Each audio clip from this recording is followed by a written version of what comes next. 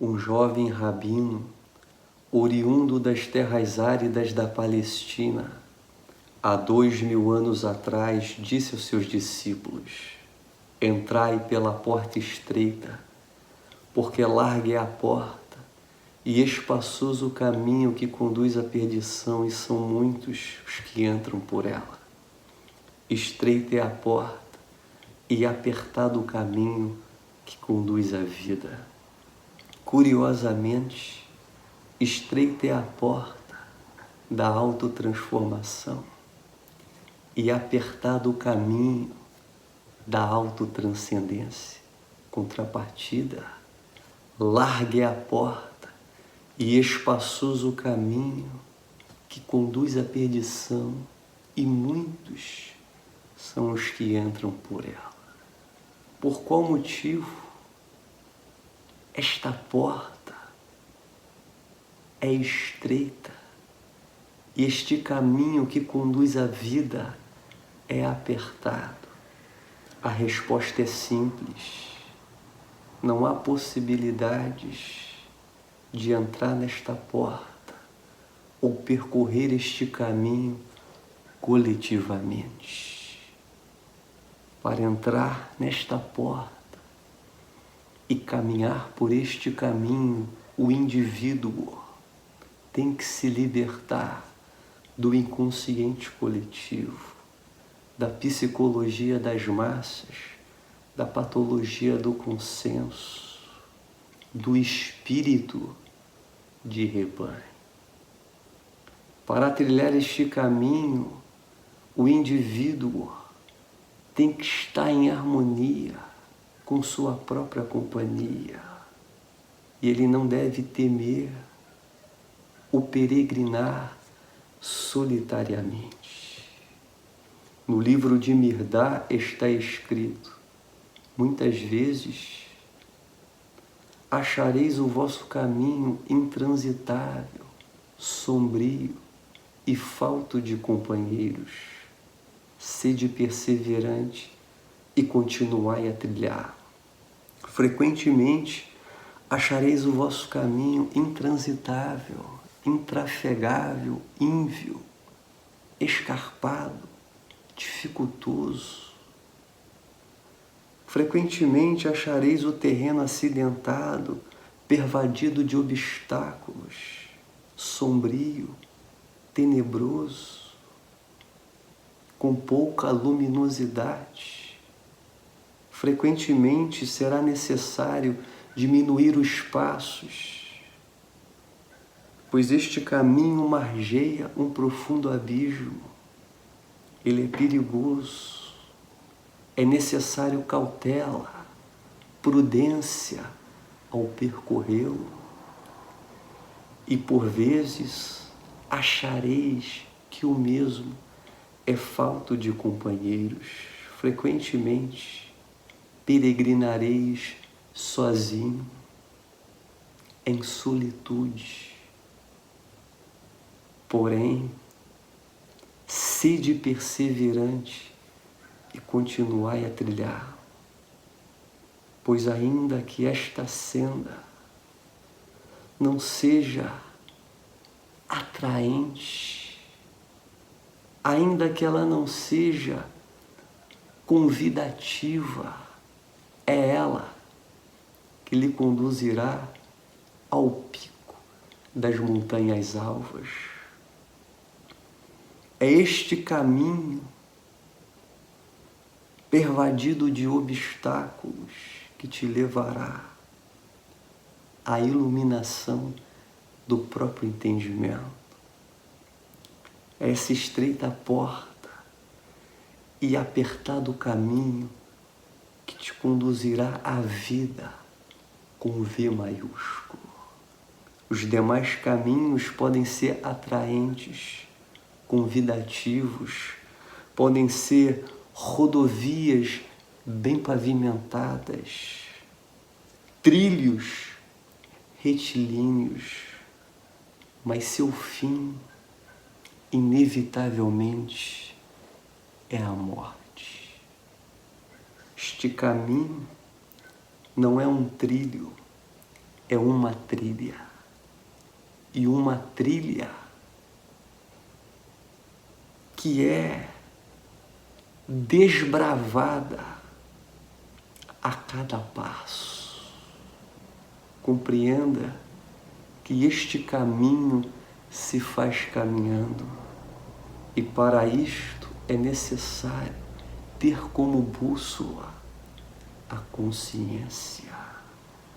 Para trilhar este caminho, o indivíduo tem que desenvolver a capacidade de ouvir a sua voz interna, a voz que ecoa no âmago do ser, a voz, ou melhor, a alma do universo se expressou por meio do profeta Isaías dizendo: quando te desviardes para a direita e quando te desviardes para a esquerda, os teus ouvidos ouvirão por detrás de ti uma voz dizendo: este é o caminho, andai por ele.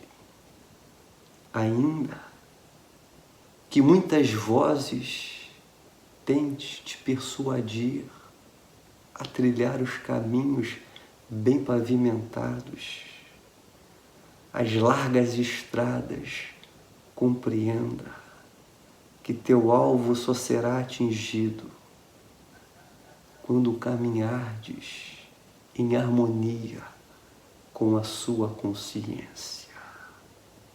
Ainda que você esteja sozinho, solitariamente, o seu alvo só será atingido quando obedecerdes a tua voz interior. Pecar significa errar o alvo, e só erramos o alvo quando não agimos em correspondência com a nossa consciência. Osho diz que só há um pecado, a inconsciência, e uma só virtude, a consciência. É por meio da consciência que caminharemos bem-aventuradamente, ainda que este caminho seja falto de companheiros, ainda que ele seja trilhado em solitude, não sofrereis nenhuma perplexidade, pois uma vez que estamos harmonizados com a nossa consciência, nós somos maioria. É interessante que Albert Einstein, uma ocasião, disse algo digno de observância.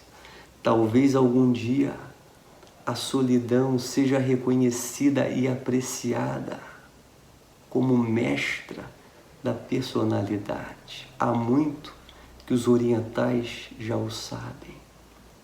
O indivíduo que teve a experiência da solidão não se torna vítima fácil da sugestão das massas. Talvez algum dia a solidão seja adequadamente reconhecida como mestra da personalidade, seja reconhecida como esta dimensão capaz de fazer com que o indivíduo se harmonize a sua própria essência. Há muito que os orientais o sabem, pois o indivíduo que experienciou a solitude, que degustou o néctar do próprio ser, ele não se torna uma vítima fácil, ele não se torna vulnerável e suscetível às sugestões das massas. Nessa mesma pegada, Giordano Bruno disse algo indelével. É prova de uma mente inferior o desejar pensar como as massas ou como a maioria, só porque a maioria é maioria. prova de uma ignorância, de uma mente inferior, de uma mente toldada e eclipsada por avidya, por Maya, pela ilusão.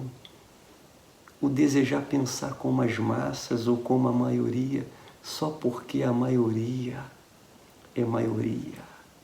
Compreenda que quando todos pensam igual, é sinal que ninguém está pensando. A verdade não se manifesta nas massas, e sim a indivíduos. Nesta senda de autotransformação, é necessário você confiar na sua consciência.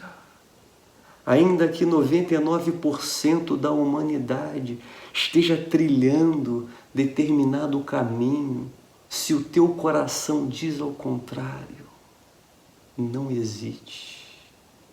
Siga o teu coração. Ele sabe o caminho. O apóstolo Paulo, escrevendo aos Romanos, disse algo significativo: não vos conformeis com este mundo, não tomeis a forma deste mundo, mas transformai-vos segundo a renovação do vosso próprio entendimento, para que experimenteis qual seja a boa, perfeita e agradável vontade de Deus. Não siga o fluxo, os ditames e as arbitrariedades exteriores. Esteja em harmonia com a sua própria essência. Viva segundo o seu coração, apesar de todas as consequências. Quero recomendar 4 obras que corroboram esta temática. O meu e-book, recentemente lançado, Ajustamento Social e Suas Consequências. O livro Normose, a Patologia da Normalidade, escrito por Pierre Weil, Jean-Yves Leloup e Roberto Crema. O livro Psicologia das Multidões, escrito pelo sociólogo e psicólogo Gustave Le Bon. E esta obra de grande relevância de Sigmund Freud, Psicologia das Massas e Análise do Eu. Espero que estas singelas palavras iluminem os olhos do vosso entendimento e amplie os horizontes da sua compreensão. Até o nosso próximo encontro e que o Eterno os abençoe.